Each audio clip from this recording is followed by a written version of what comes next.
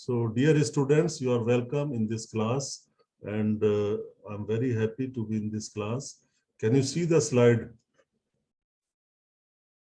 Yes, sir. Yes, sir. Yeah, Yes, just sir. let me adjust the slide little more so that you can see it on your mobile. So today's topic is rice straw management. We'll speak on discuss the issues related to rice straw management. Many of you might be knowing that during winter months of October, November, and up to December sometimes, you will see the news that there is a lot of pollution from Punjab, Haryana, stubble burning, residue burning, stover burning, several terms you will listen from people. And it has been a serious issue. Many scientists and many politicians and many people talk about straw burning or stubble burning during winter months. And it creates some kind of pollution in Delhi and in some other areas. So the main focus of talk is rice straw. Means they are burning rice straw, they are creating pollution. So since this subject is related to rice, so let us see how we can manage this rice straw. What are the options to manage the rice straw? What are the weaknesses? What are the advantages? What are disadvantages? All the subject related to rice straw management we are going to discuss in next 40-45 minutes. So now question comes, what is rice straw? Many of you know that when you harvest a biomass, any kind of biomass, cereal biomass, or biomass related to plant. So there is one part is economic part and other part is byproduct. Economic part most of the time in cereals is grain. So you harvest the grain, you remove the grain by threshing, and remaining part is a byproduct, that is your straw. So what is rice straw? It is a byproduct produced when harvesting paddy. It is kind of crop residue. There can be variety of crop residues. Means when you remove the grain, the remaining part is crop residue in cereals and pulses and also in oilseeds. And there is one data that how much straw is produced. Normally grain to straw ratio is also there. One day in practical class, we have seen grain to straw ratio, harvest index, all these things. So normally each kg of milled rice produced result in roughly 0.7 to 1.4 kg of rice straw. Otherwise, you know the ratio of grain and straw maybe 4:6 or 2:3. Straw yield depends on varieties. How much straw can be produced? It depends upon varieties, cutting height of the stubbles. Stubbles are the plant part which are left in the field after the harvest. For example, if you harvest sugarcane, so certain part of the cane is left in the field. You remove the topmost part and say up to 10 centimeter, 15 centimeter is left in the field. That is kind of stubble. And in case of rice also, when you harvest it, some part is remain attached to the root. The upper part is harvested and some part remain attached to the roots and it is on the surface of the soil. That is your stubble. So after removing the straw and biomass, stubbles are left in the field.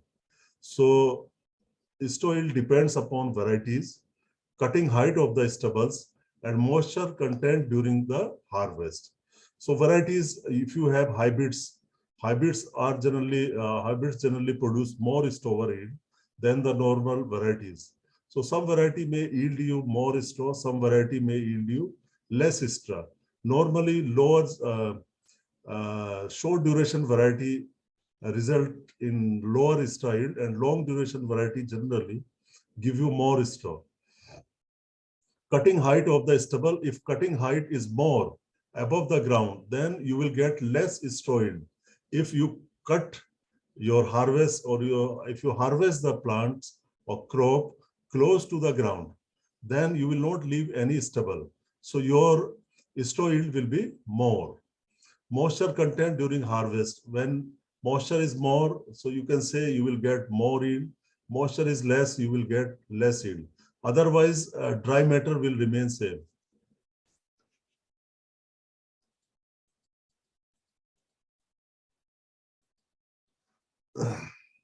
So it is separated from grains after the plants are threshed either manually using threshers or combine harvesters. So here I wish to tell you the method of harvesting of rice. It is manual method, means people can cut by hand. So it yields you the maximum straw if you are cutting it by hand. Second option is that machines are available like reaper, R-E-A-P-E-R. So reaper are run by men also, and reapers are run by diesel or power also. So manual reapers, power reapers, or animal reapers are also there, means with the help of animal power, human power, or with the help of your diesel, petrol, you can get reaper kind of machines and you can harvest it. The another kind of harvester is combine harvester. The fourth one is combine harvester, which does two jobs. One is cutting or harvesting and other is threshing. So you know combine harvester, function of combine harvester. So there can be 3-4 options to harvest the rice crop. And stover yield or extra yield depends upon method of harvest also. So when you harvest manually by sickle, so in that case you get maximum recovery of the straw compared to other methods. And you know that straw has straw, many times question comes why farmers are burning it, because it is not easily decomposable. So it has got 3 components: lignin, cellulose, and hemicellulose. They are the matter of trouble. They create difficulty in decomposition of the rice straw. Now, many of you may have seen the picture of rice straw. So this is harvested rice straw.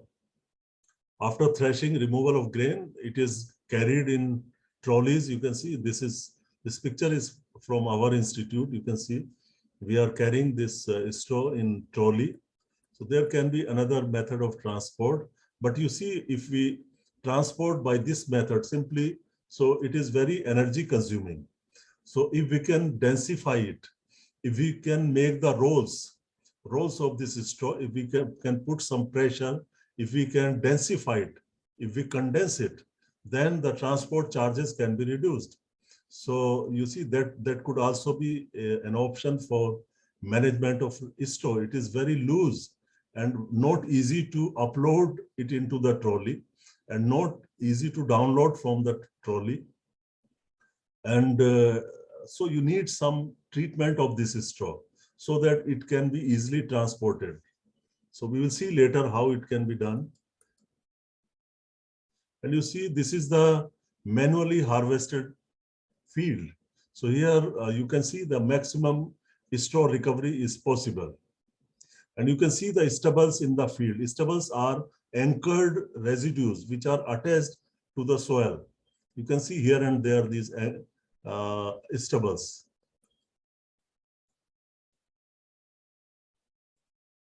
You can see this stubbles again. So this was harvested. This is from farmer's field from Haryana, and it was harvested by combine machine. So you can see anchored residues are there. Anchored, A-N-C-H-O-R-E-D. Anchored means attached to soil here. So these are the stubbles. So in between these stubbles, you can see straw is lying. If you watch it closely, you will find some straw is lying in between these. You can see another picture. Here also some straw is lying in between these. So disposal of this straw is difficult. This is small in quantity. One has to collect it and then put it into trolley and transport it.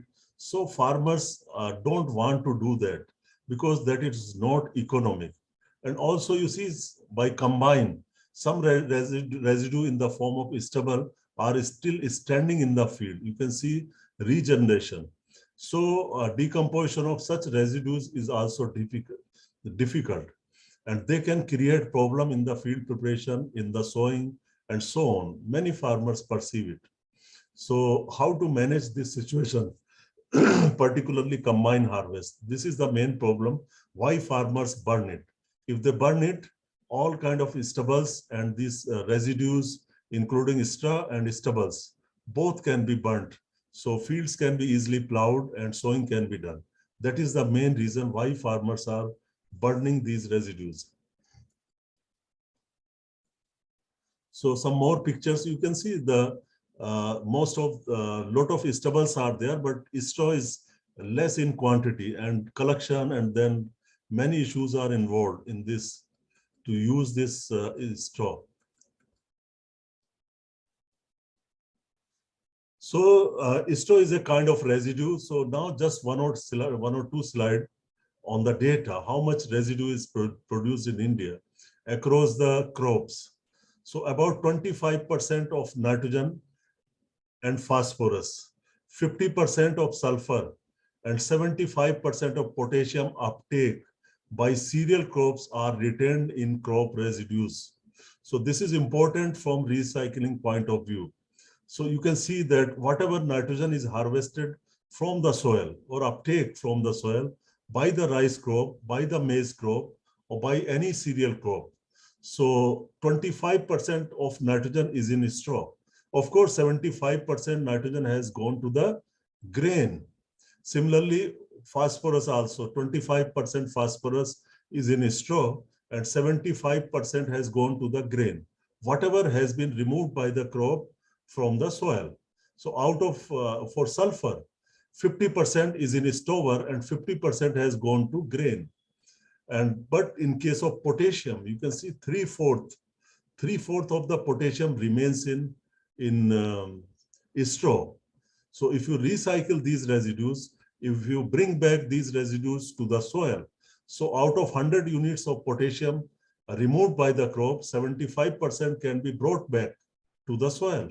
So you can see very significant quantities of nutrients become part of the rice residues or cereal residues.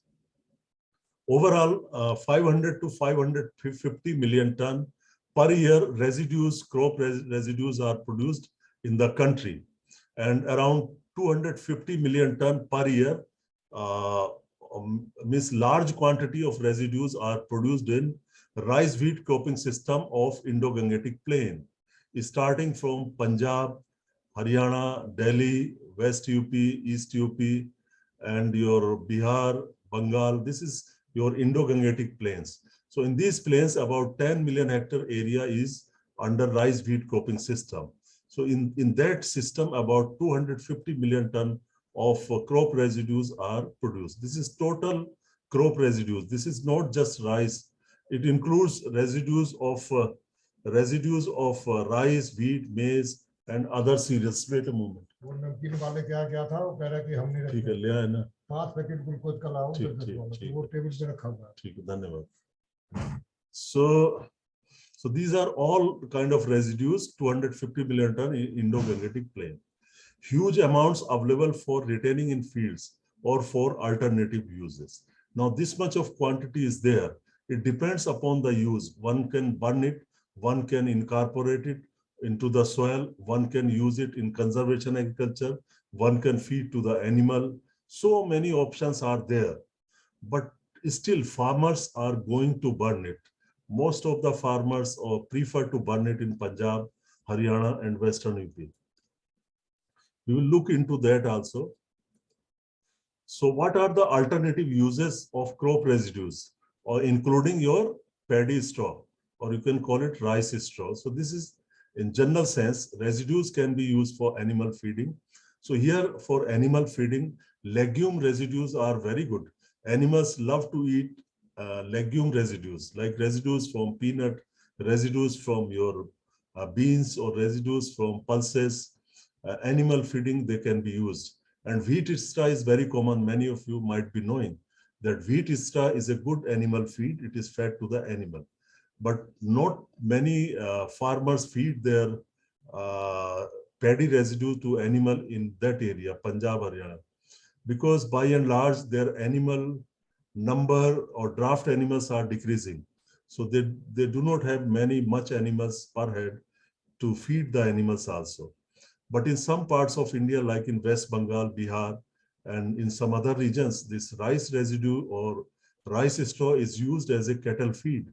It is given to the animals with barsim or some other green fodder. So rice straw can be used as animal feed, and any kind of residue can be used for soil mulching. You understand what is mulching? Composting can be done or manures can be produced from the straw. Thatching for rural homes is still popular in some rural areas where people make their houses or structures using residues, including this rice straw. I can tell you in the just 50 years before, people were using in North India as a bedding material. Human beings used it as a bedding material, and above it, during winter months where winter is severe, you can spread it on the ground and put your some clothing above this paddy straw, and it will give you a lot of warmth. You will get warmth from this because it acts as an insulating material. So thatching in rural areas, it can be used or it is being used. Fuel production, we will see how fuel can be produced. And fuel means your diesel, petrol, or other kind of ethanol and like that. For preparing bedding for animals, so it is quite common. For mushroom culture, these residues can be used as a raw material for industry. We'll see what are the industrial uses or probable industrial uses of crop residues, and of course, burning. Burning is a bad kind of alternative use. It is not exactly alternative use. It is poor management of the rice straw or any kind of residues. Now you see, so from that data belong to all kind of residues. But here of the 89 million ton of surplus cereal residues, rice and wheat constitute nearly 85%, which are burned on farm annually. So you can see large quantity of residues, particularly rice residue is burnt, but nowhere in the country wheat residue burnt. Remember, wheat residues are not burnt by any farmer in the country, but these rice residues are burnt. Of course, in some parts where sugarcane is grown, like in Western UP, they also burn sugarcane trash. Sugarcane trash is burnt by the farmers. Now, what are the adverse effects of residue burning? When you burn these residue, including paddy straw, air pollution is #1 problem. Particulate matter is there in the pollution, in the environment, and greenhouse gases also come from burning. It is not new. As a student, you understand when you burn, the carbon is burnt. And when carbon is burnt, it gives you carbon dioxide or carbon monoxide or methane, and nitrous oxide is also there. So burning of residue create air pollution. That is the very serious problem. And air pollution, you know what it is going to cause. Ultimately, it will result in increased greenhouse effect, global warming, and climate change. So partly regular this air pollution will lead to climate changes and other problems. It can impact the human and animal health because, you know, if you also go to the kitchen and if you have some smoke, some kind of pollution, you cannot bear it, you cannot tolerate it. So such kind of pollutants, they harm human and animal health. And sometimes there is formation of smog, the smoke from burning and fog. They make the term smog, S-M-O-G. So because of smog or fog or smoke, you get road accidents.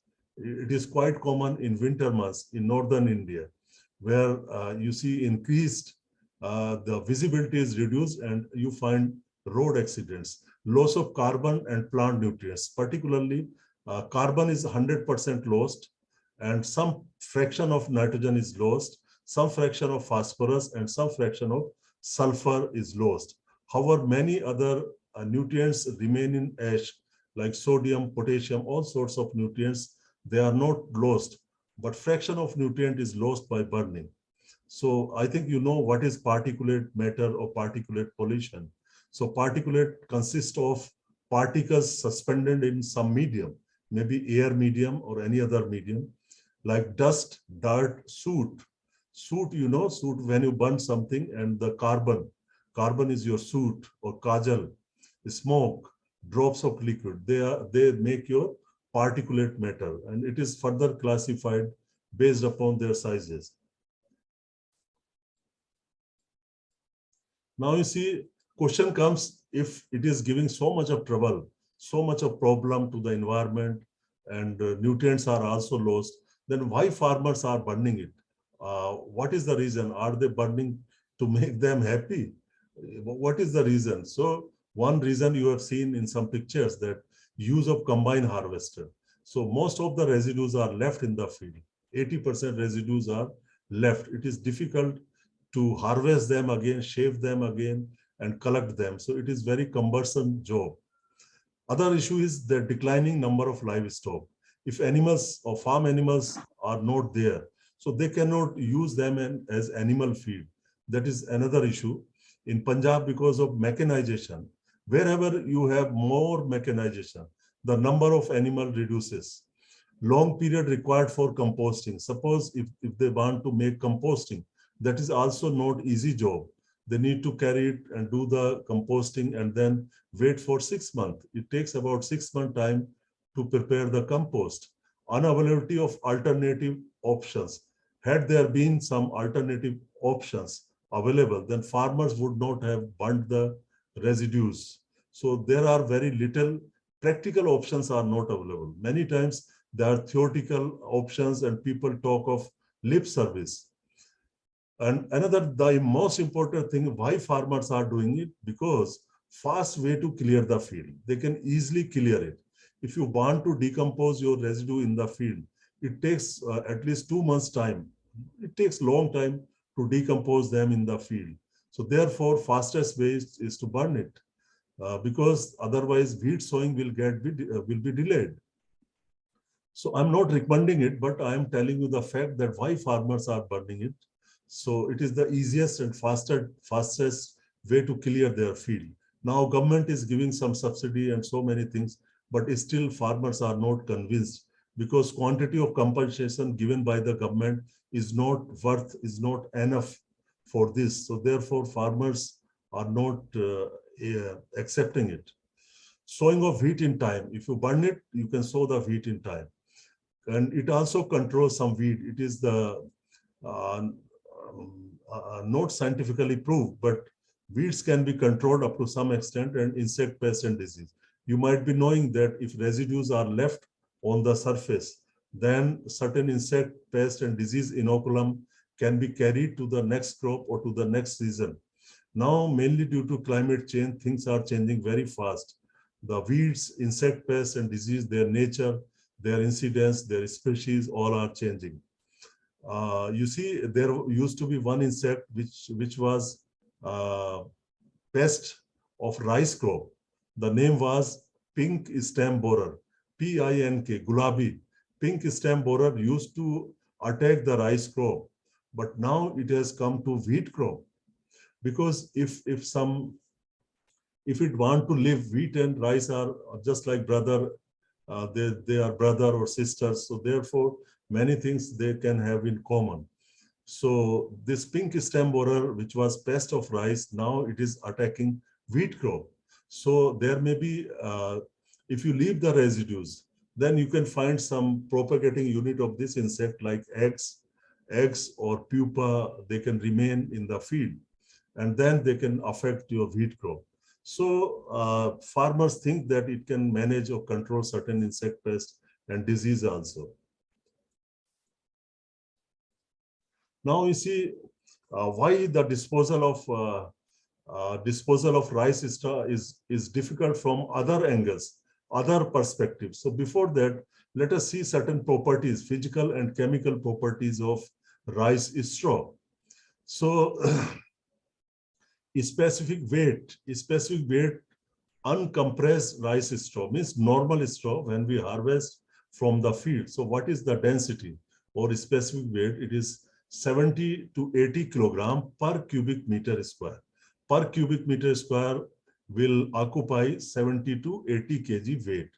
So this is the specific weight of paddy straw.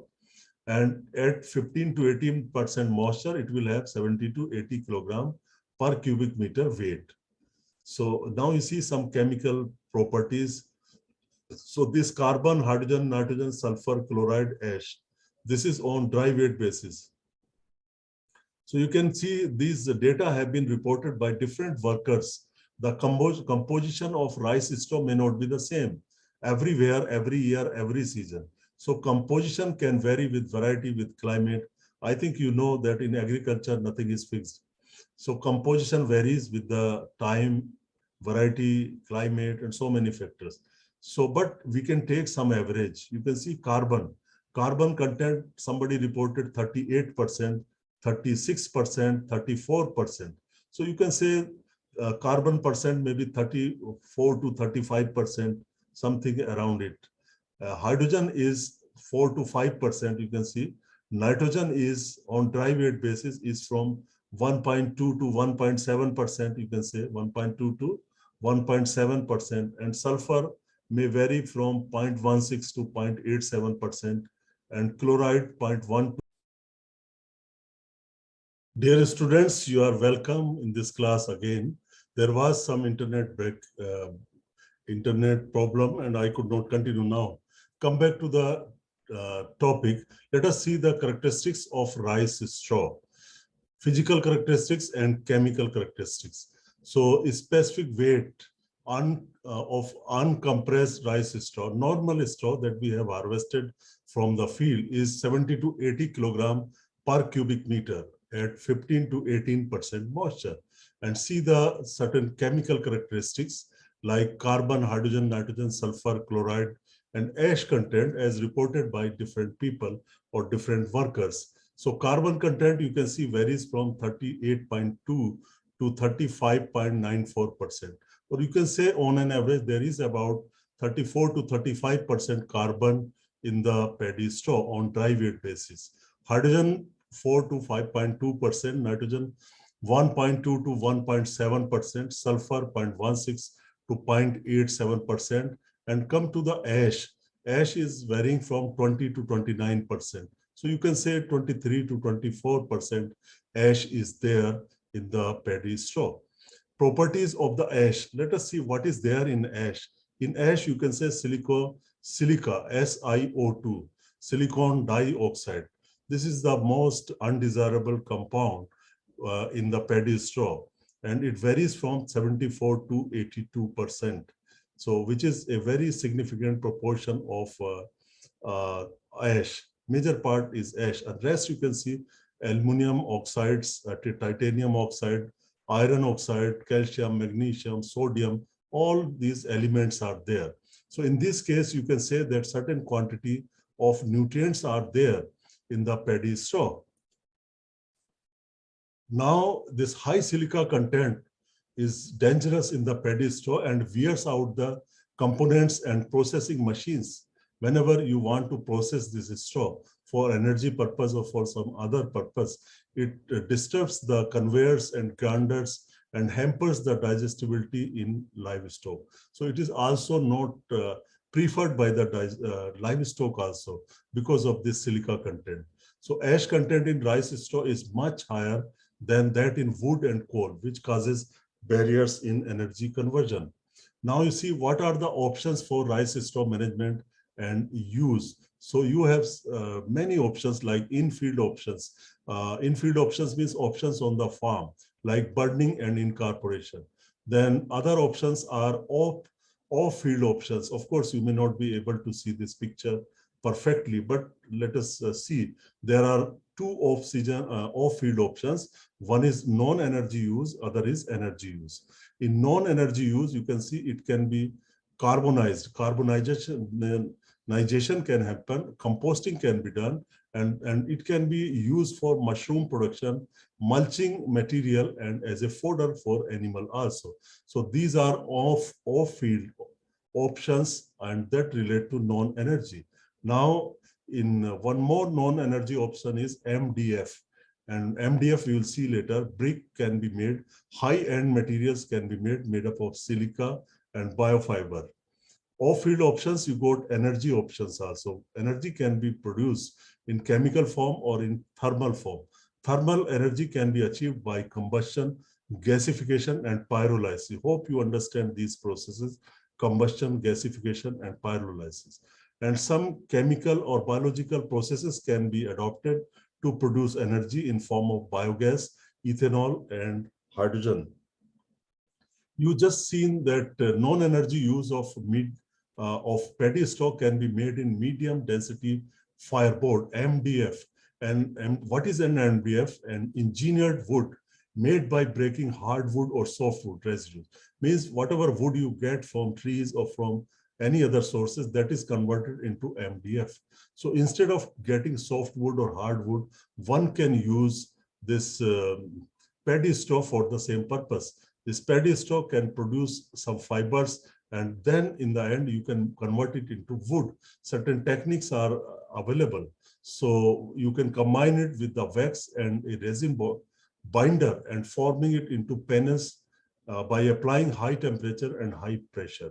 So on the right side, you are seeing the panels. These panels are made up of paddy straw and they act as your plywood. So MDF is generally denser than the plywood.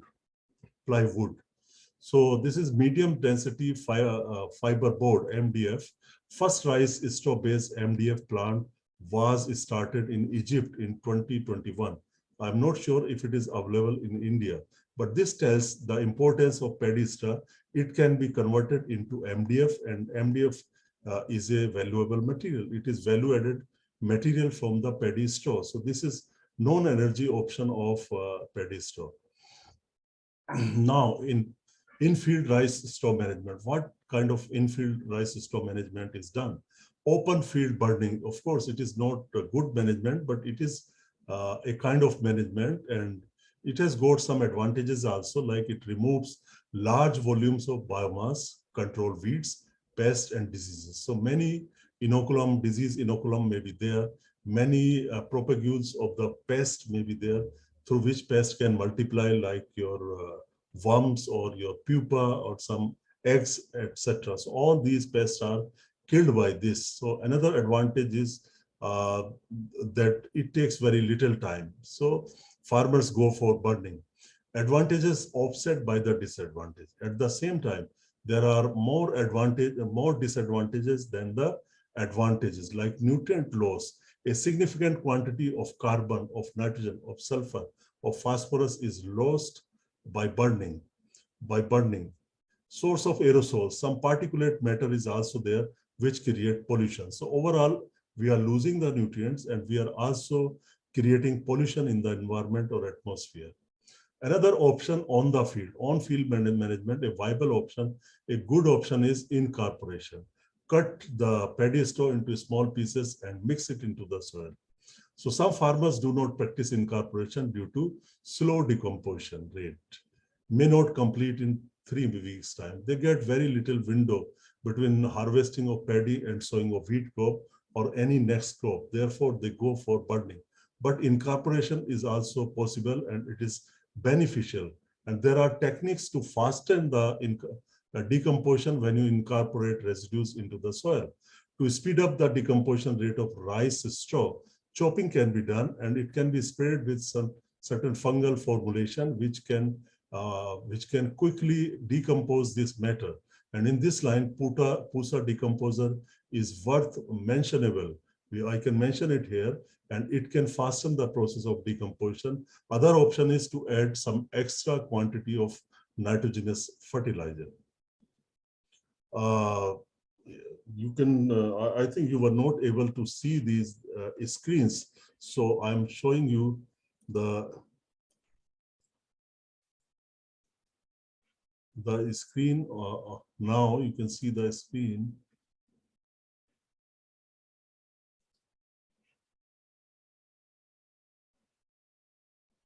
You can see I started somewhere here. I just shown you the options. This was the slide I have shown you for options for rice straw management and use, where you seen in-field options, off-field options.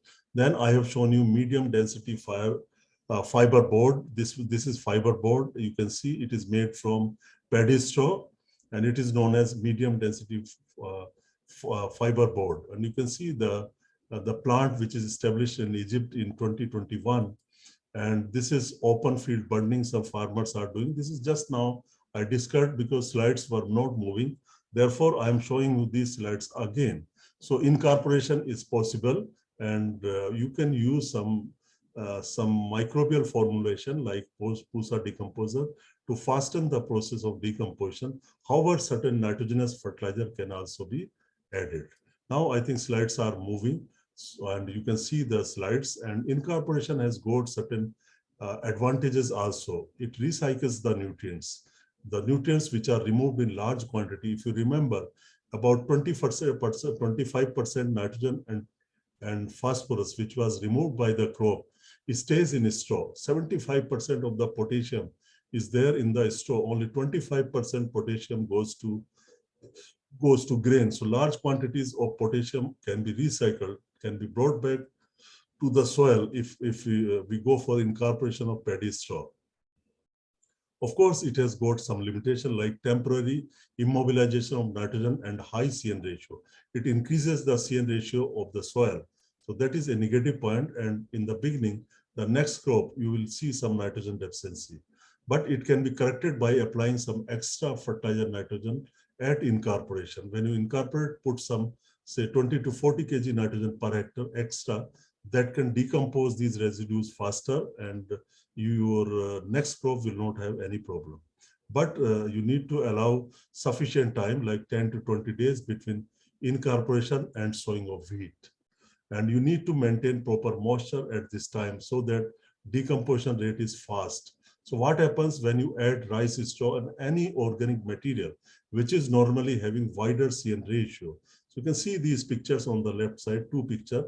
And if you see, the first picture is related to nitrogen mineralization, and other is related to immobilization and, or you can say, CO2 production and levels of ammonical nitrogen. So you can see in the first phase, there is decline in the ammonical nitrogen or available nitrogen, and there is slight increase in the production of carbon dioxide in the first phase. So here the immobilization of nitrogen starts. The availability or level of ammonical nitrogen or available nitrogen starts falling in the first phase, and it reaches to the lowest level in the phase 2, and CO2 evolution reaches highest in the phase 2. So here your immobilization was very fast. Immobilization was very fast, and the availability of nitrogen was least. But now the reverse will start happening, and your in the third phase, the mineralization will start and will increase, and immobilization will decrease. So ultimately, you will get a more net nitrogen available for the plants. So you can see here in this picture, intermediate phase. So the central phase, I have already explained. Microbes immobilize the available nitrogen, which is in ammonical form in the intermediate phase, and it reaches the lowest level. Maximum consumption of carbon here, products, and production of CO2. So here you get maximum immobilization. And finally, you get ammonium levels start increasing, means mineralization starts here. And nitrogen in organic compounds is released as ammonium, and now this is available for the plants. So carbon compounds are decomposed, CO2 production is low. Bottom graph you can see, and CN ratio is now lower. So it takes time, but it takes time. Now, CN ratio of about 25, neither liberation of nitrogen from organic matter nor microbial fixation of nitrogen means here immobilization of nitrogen and mineralization are in equilibrium, are in balance. But if the ratio gets narrower than 25, then mineralization will proceed. If ratio becomes wider, more than 25, then immobilization will happen. So nitrogen is liberated from organic matter with narrower CN ratio. For example, dead bacteria, they have very narrow CN ratio, 5 to 8. So mineralization of nitrogen from bacteria will be very fast. Then legume roots, similarly, 10 CN ratio. But grasses have relatively wider CN ratio, so their decomposition rate or mineralization rate is slower. So there are a number of advantages of addition of crop residues in the soil. Number one advantage is enhanced crop yields and water productivity, because if you are adding residues, crop residues year after year, it is increasing the organic matter levels in the soil. This increased levels of organic matter will improve the structure of the soil. It will increase the aggregation of the soil particles. So that way soil structure is improved, water holding capacity of the soil is also improved. So several benefits are there in terms of improvement in chemical, physical, and biological properties of the soil. So therefore, number of irrigation can decrease after many years of incorporation of crop residues. So with less water, you can produce more crops. So hence, water productivity is increased by addition of crop residues. So besides these benefits, there are some additional benefits like addition of plant nutrients, addition of organic carbon, and overall improved soil health. And soil erosion is reduced because of improved soil structure by addition of organic matter. And in this case, you are not burning the residues. So therefore, environment is protected. Environmental pollution is reduced by way of incorporation of crop residues. You can see on the bottom the quantity of nutrient that can be added by 1 ton of paddy straw, like 5 to 8 kg nitrogen, 0.7 to 1.2 kg phosphorus, 15 to 25 kg K, the highest quantity, and some sulfur and calcium, etc., can be added in soil if we incorporate rice residues. Now, just now we have seen how crop residues or paddy straw is managed in conventional agriculture, mainly by burning and by incorporation. And now see how it is managed on field, management of crop residues in conservation agriculture. Here you need variety of machines. Machines are required to manage crop residues in conservation agriculture. As such, conservation agriculture demands variety of machines. That is why its area is not increasing at a faster rate in the country. So it is a limitation. So you can see variety of machines are used. Variety of machines are used in the adoption of conservation agriculture. As a student, you might be knowing that conservation agriculture is basically based on zero tillage and mulching. These crop residues are spread over the surface and crop rotations are adopted, diversification of crop rotations. So in conservation agriculture, it is mandatory, compulsory to have a thin layer of residues on the soil surface or produce or cover the soil surface, which is fundamental to conservation agriculture. So in this case, you need a stubble shaver. A stubble shaver is a machine which cuts and mixes straw in the field, and it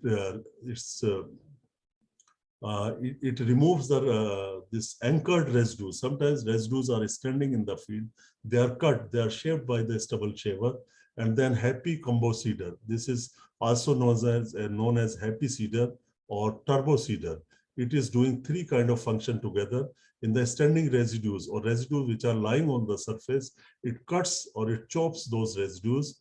It does the job of sowing. Sowing can be done. And third, it brings back mulch. It prepares the mulch.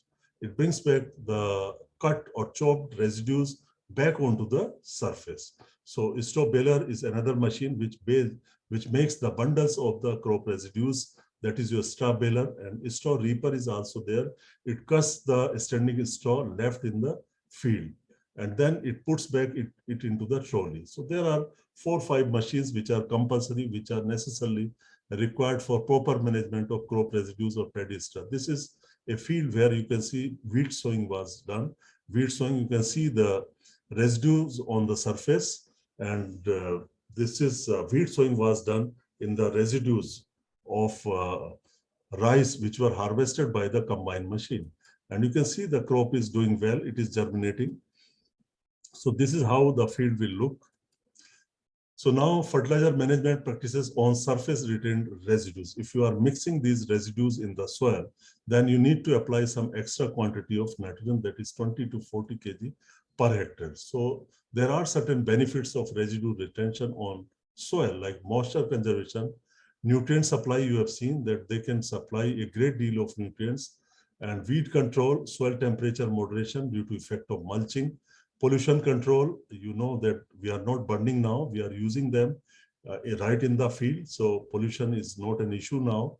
reduce emission of greenhouse gases, carbon sequestration, because continuous addition of the residues either as incorporation or their retention on the surface will add organic carbon in the soil, and in long run, carbon sequestration increases. Pest control. Now there are options of field rice management can be done. There are many options, and straw is collected and used for variety of purposes like mushroom production, energy production, and it can be used as a cattle feed. But in all the cases, you need to collect the residue from the field. So after collection, bundles are compressed into bales for compaction. This is also possible to practice it by machines, and there are 3 steps. One is picking the straw, collection of the straw from the field, and then compacting it into the bales, making the bundles. Bales mean bundles, and hauling. Hauling means transporting them to the place where they will get value addition or they will be stored, or to the processing area. Hauling means just transporting them from the field. Collecting machine and baler. So baler can be of variety, many variety. This is the baling machine. You can see this is India made, and you can see that bales are prepared by this machine, and it is hitched to the tractor.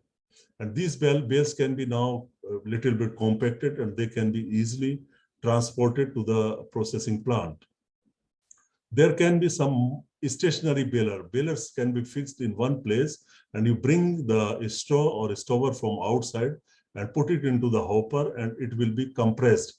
It will be compressed. IRE also have a fixed or a stationary baler machine. You can compress the paddy straw here. Whenever you come to IRE, you will get a chance to see this paddy baling machine, and you can see the blocks. These blocks are made from this machine, and they are compacted. Their transport becomes easier. It is advantageous. The storage space required is less. And another advantage is that if you are using paddy straw as an animal feed, then before making these blocks or bales, you can mix the urea. You can spray the urea solution to the paddy straw, and then you can make the bales. Many times, these livestock scientists, they suggest to enrich the paddy straw with some urea, the known quantity of urea through spray. So that is also helpful. The baler sometimes includes the other 2 operations like picking up of straw and hauling of baled material. A stationary baler with only a compaction unit can be used properly in collecting straw disposed from paddy threshers. A mobile baler, just now you have seen the mobile baler, it can be self-propelled or pulled by the tractor. You can see in the picture that number 1 baler, it is being pulled by the tractor. Other one is self-propelled, means it is having the engine or the energy source, and it can make your bales. And the third one is gathering just your loose rice straw. So a lot of machines options are there to collect and make the bales of this. See the other uses of rice straw for mushroom production. So there are examples where this paddy straw can be employed to produce the mushroom. Similarly, biochar can also be produced from the paddy straw, and it can be utilized for several purposes, and it can be used for the built-up of soil fertility also. Now, recently, some hydrothermal carbonization techniques have come up, and you can produce biochar by hydrothermal procedures, and this is known as hydrochar. So crop residues can also be used for composting. Certain kind of compost can be produced, and composting is a process of converting wider CN ratio to the narrower CN ratio, and cereal residues can be used to prepare the compost, and certain organism can be used, microbes can be used to decompose this residues. Using rice straw for livestock feed, a part of paddy straw can be fed to the livestock, and it has been a practice in India in many parts. So they find their use for animal feeding also. And finally, you can see using rice straw for energy production. So it can generate your fuel, heat, or electricity through thermal, chemical, or biological processes. There are a number of processes by which we can convert this paddy straw into a valuable product. We can convert it into heat or electric power or syngas. Synthetic gas can be produced. Synthetic gas means it is a fuel gas mixture consisting primarily of hydrogen, carbon monoxide, and very often some carbon dioxide. So, for example, it is the value addition involves 4 major processes. One is pre-treatment, processing, product, and energy. So pre-treatment means general making it ready for processing. So you may reduce it into the size reduction, densification, torrefaction. Torrefaction means removes moisture and volatiles from the biomass, that is torrefaction. Then drying means removing moisture, leaching, and silaging, making it ready for silage. And then the actual processing comes. In processing, you go for combustion, gasification, pyrolysis. These are the different thermal processes. Through temperature, you can do these processes, and you can produce heat, gas, or liquid fuel or char. Similarly, there are biological processes like anaerobic digestion. You can produce biogas, or fermentation. You can produce ethanol, butanol, or hydrogen, etc. So through processing by thermal process or biological process, you can produce your heat, gas, liquid fuel, char, biogas, ethanol, butanol, so on. And they can give you energy. So lastly, you get energy, heat, or electric power, syngas, or biofuel. So this is in brief, you can see how energy can be produced from paddy straw. Of course, this is not my subject, but if you want in detail, you can see the literature, how energy is produced from paddy straw. But this is a good option. However, it is not that much common. We need to look into this matter so that paddy straw can be easily disposed. And now there are certain barriers in using rice straw for energy conversion. The high silica causes, it is the main culprit in proper management of paddy straw. So the high silica causes the components in processing machines such as chopper or grinder to wear out. The high content of ash, alkali, and potassium in rice straw causes agglomeration. Agglomeration means process of collecting in mass. वो फंस जाते हैं उसमें. Agglomeration, fouling. Fouling means to spoil or damage something by making it dirty. They can dust, or they can put some dirt or dust, and melting in the components of combustors or boilers. So that is how these silica and ash and certain alkali materials are not good. The lignin walls in rice straw hampers digestibility, which reduces the efficiency of bioenergy conversion processes. So there are, of course, some limitations in this case. So overall, if I like to summarize this lecture, so we could see what is rice straw. We have seen that 25% nitrogen, 25% phosphorus, 50% sulfur, and 75% K can be returned back if we add residues into the soil. 500 to 550 million tons of residues are produced. It includes all kinds of residues in the country. 45 million ton cereal residues are burnt every year. Adverse effect of residue burning, I discussed what are the adverse effects. Why crop residues are burnt, we could see the reasons why it is burnt. And rice straw, of course, it is rich in nutrients also. And ash contains 74 to 82% silica, SiO2. This is a negative point of paddy straw. And in the management, we have seen several options in field management like burning, incorporation, and use in conservation agriculture. So these are in-field options. I do not recommend burning of crop residues. They should not be burnt. Off-field management includes energy and non-energy uses.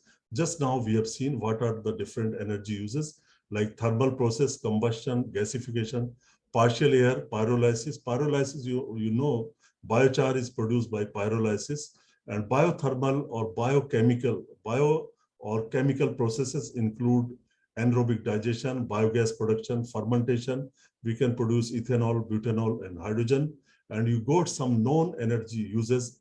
And we have seen composting, mushroom cultivation, MDF, and animal fodder. Advantages, we have seen there are several advantages of addition of residues or incorporation of residues, addition of nutrients, increased carbon dioxide sequestration, increased water holding capacity, improvement in physical properties, and so on. Overall, you can say water saving can happen due to addition of residues.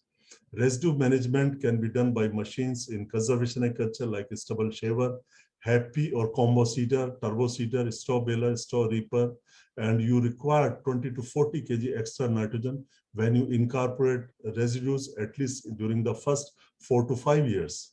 Benefit of residue retention in crops, we could see number of benefits, particularly reduction in the evaporation losses, weed growth can be controlled, and so many benefits of retention of crop residues. And we could see how rice stalk can be collected if it is harvested by combine machine or reaper, etc., how to bale it, how to make bundle, transport, and process outside the farm and inside the farm. Rice stalk can be used in mushroom, biochar production, hydrochar production, and of course, compost production and animal feed. Thank you very much. Hope you enjoyed this lecture. Bye. See you tomorrow. Thank you.